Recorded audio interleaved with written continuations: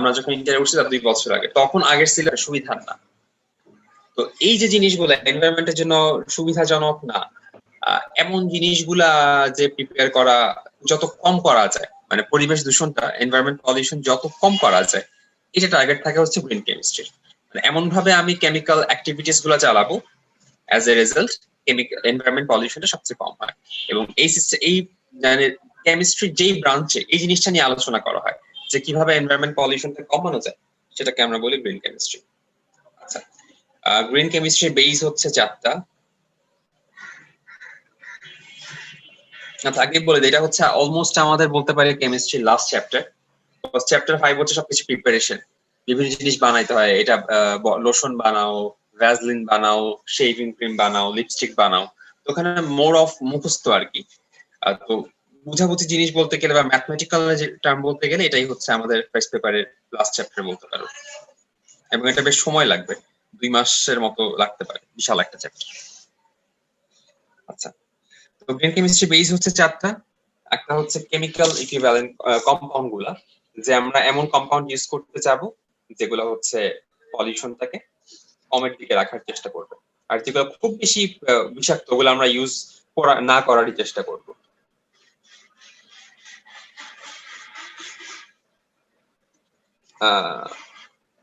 আচ্ছা, এরপরে হচ্ছে সলভেন্ট। বিভিন্ন রিয়াকশন বিভিন্ন সলভেন্ট ইউজ করতে হয়, এখানেও সেম ব্যাপার, প্রতিটা জায়গায় আমরা সেম ব্যাপারে দেখবো আসলে। যে সলভেন্টটা কম পলিউশন ঘটে সেটা ইউজ করবে, এবং এমন সলভেন্ট আমরা ইউজ করবো যেটাকে আমরা আবার রিসাইকেল করতে পারি। তার মানে একবার ইউজ করার পর সে নষ্ট হয়ে যাবে না, তার কার্যকারিতা চলে যাবে না, তাকে আবার ইউজ করা যাবে। আচ্ছা, আর থার্ডলি হচ্ছে বিকল্প দ্রাবক। বিকল্প দ্রাবক কোন কেসে, মানে বিকল্প সলভেন্ট, সেটা হচ্ছে সেই কেসে যে যখন একটা মানে সলভেন্ট মনে করো এনভায়রনমেন্টের জন্য খুব একটা সুবিধার না, ক্ষতি করতেছে, তখন আমরা এমন একটা সলভেন্ট ইউজ করব যেটা দিয়ে আমার কাজ চলে। সলভেন্ট করলাম, এরপর হচ্ছে ফুয়েলে চলে আসি। ফুয়েল হচ্ছে এমন, এখানেও সেম ব্যাপার, আমরা হচ্ছে নবায়নযোগ্য মানে যেগুলো রিনিউয়েবল ফুয়েল আবার ইউজ করা যাবে সানলাইট টাইপের মতো, সেগুলা ইউজ করা যেগুলা মানে এনভায়রনমেন্টে খুব একটা ক্ষতি করবে না। লাইক কয়লাকে যদি ফুয়েল হিসেবে ইউজ করা হয়, carbon die oxide carbon monoxide create হয়, এরকম কিছু করবো না আমরা। দেন হচ্ছে বর্জ্যগুলা, ওয়েস্ট ম্যাটেরিয়াল গুলো এমন ভাবে প্রক্রিয়াজাত করতে হবে যাতে সেগুলো এনভায়রনমেন্টে ক্ষতি না করে। সব ঘুরে ফিরে একই কথাই, গ্রিন কেমিস্ট্রি রুল এটাকে বলা হয়। ও সরি,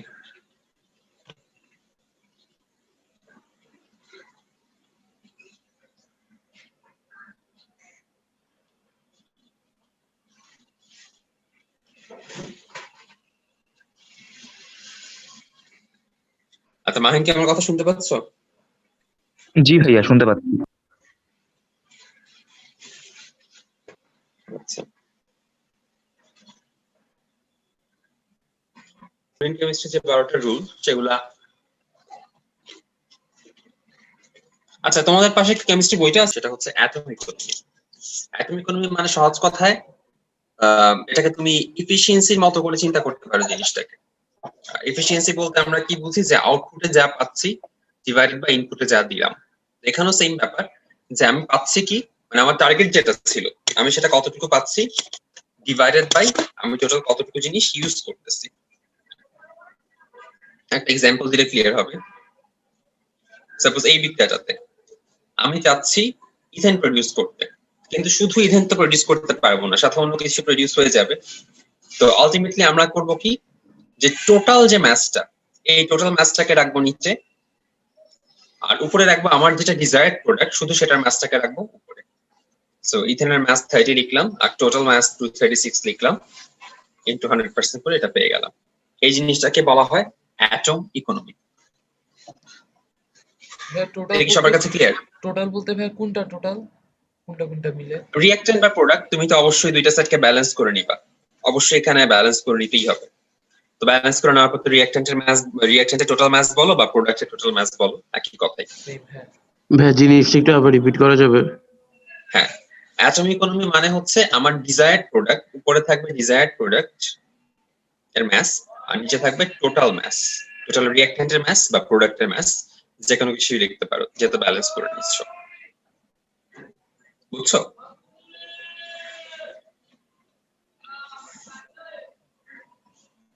ভাইয়া এটা দিয়ে কি বোঝা যায় জি যে ভাইয়া বুঝছি। একটা এলিমেন্টে কত, মানে একটা অ্যাটম কত পরিমাণে আছে এটা বোঝানোর জন্য এটা? না না না না না না না, একটা অ্যাটম কত পরিমাণে সেটা না, এখানে বোঝানো হচ্ছে যে মানে আমি যতটুকু পাচ্ছি তার জন্য আমার ইউজ করতে হচ্ছে কতটুকু, তার একটা রেশিও, যে আমার পাওয়ার সাথে আমার ইউজড ম্যাটেরিয়ালের রেশিওটা কত। ও আচ্ছা, বুঝছি। মানে অ্যাটম ইকোনমিটা যত বেশি হবে আমার গ্রিন কেমিস্ট্রির জন্য তত ভালো ব্যাপারটা, কারণ আমি কম জিনিস ইউজ করে বেশি জিনিস পাচ্ছি। জি ভাইয়া, বুঝছি। আচ্ছা,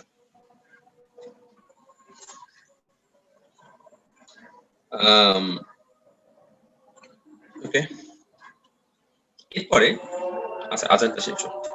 ইকোনমির ব্যাপারটা কি, তাহলে যখন আমাদের কোনো পরীক্ষায় এরকম কোনো কোয়েশ্চেন আসবে, দুইটা রিঅ্যাকশন দিয়ে দিল বা দুইটা সেম কম্পাউন্ড দিয়ে দিল, যেমন এখানে আমরা দেখতে পাচ্ছি দুইটাতেই ইথেন প্রডিউস করলাম, তাই না? এই যে এখানে ইথেন প্রডিউস হচ্ছে, এখানে ইথেন প্রডিউস হচ্ছে। তোমাকে পরীক্ষায় কোয়েশ্চেন আসলো যে গ্রিন কেমিস্ট্রি অনুসারে নিচের কোন রিঅ্যাকশনটা তুমি প্রেফার করবা, তুমি কি এইভাবে ইথেন প্রিপেয়ার করতে চাও নাকি এইভাবে ইথেন প্রিপেয়ার করতে চাও? তখন তুমি অ্যান্সারটা কিভাবে দিবা? তুমি দুইটার অ্যাটম ইকোনমি বের করবা, পার্সেন্টেজ অ্যাটম ইকোনমি। এখানে দেখতে পাচ্ছি 12.71 আর এখানে দেখতে পাচ্ছি 100%।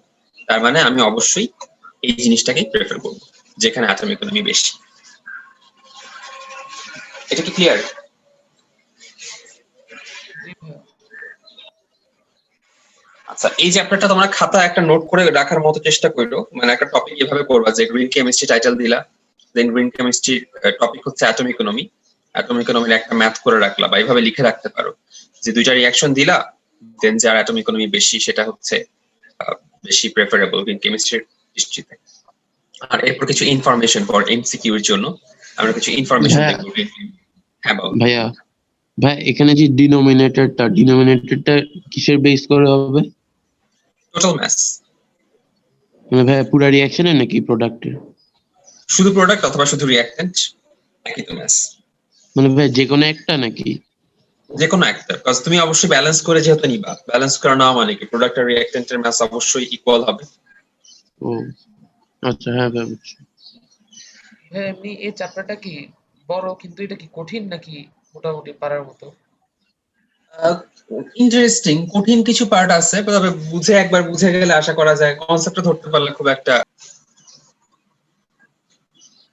গ্রিন কেমিস্ট্রি কিছু নাম আছে, হ্যাঁ বেশ কয়েকটা নামে তাকে ডিফাইন করা হয়।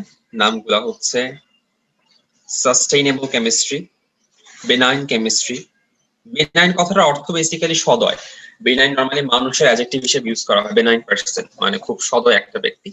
তো বেনাইন কেমিস্ট্রি মানে যে কেমিস্ট্রিটা এনভায়রনমেন্টের জন্য অনেক সদয় তাকে বলা হয় বেনাইন কেমিস্ট্রি। মানে এটা আমরা গ্রিন কেমিস্ট্রি বিভিন্ন নাম দেখতেছি, ক্লিন কেমিস্ট্রি, বেনাইন কেমিস্ট্রি আর সাস্টেইনেবল কেমিস্ট্রি।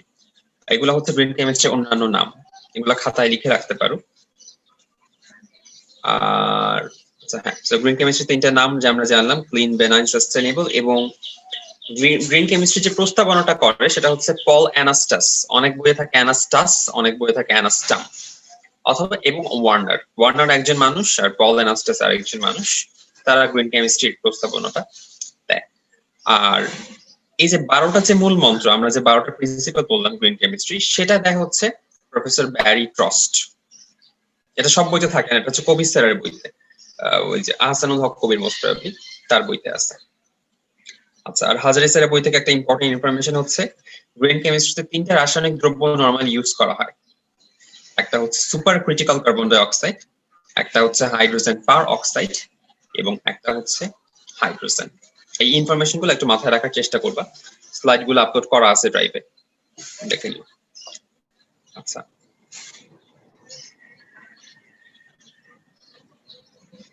আচ্ছা হ্যাঁ, এই যে নামগুলা ক্লিন, বেনাইন, সাস্টেইনেবল, আমি কোনো কিছুতে মিস না যায় দুইটা থেকে দেখাচ্ছি এই জন্য। আচ্ছা, এবার আসি গ্রিন কেমিস্ট্রির যে আমরা এই যে এখানে একটা, এটা অবশ্য রুয়েটে আসছে অলতো, বাট বোর্ডেও আসতে পারে, এই যে 5 রুল আউট অফ 12 এখানে 5টা লিখতে বলছে, ঠিক আছে। দেন অ্যাটম ইকোনমি কি জিনিস আমরা জানলাম। আচ্ছা, তোমরা একটু চেষ্টা করো তো, এখানে একটা কোয়েশ্চেন দিয়ে দেওয়া দুইটা কেসেই আমি এই কম্পাউন্ডটা প্রিপেয়ার করতেছি।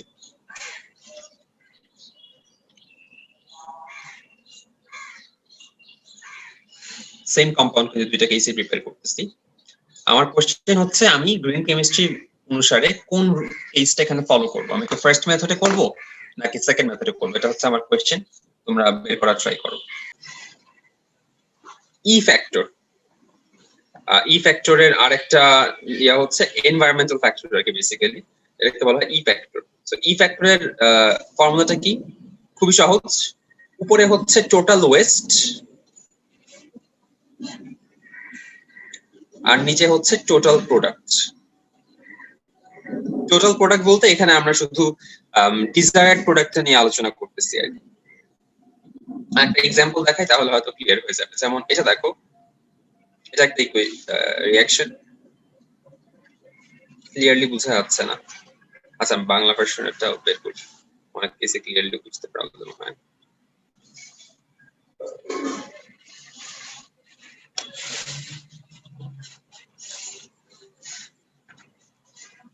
হ্যাঁ, এখানে যে কেমিক্যাল ওয়েস্ট গুলো সবগুলো তো অর্গানিক কম্পাউন্ড, ইনঅর্গানিক হয় না কিছু?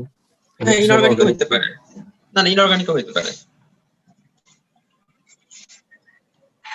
আচ্ছা, আমরা এখন আসবো ই ফ্যাক্টরে। ই ফ্যাক্টর জিনিসটা কি? এটা হচ্ছে total waste divided by total product.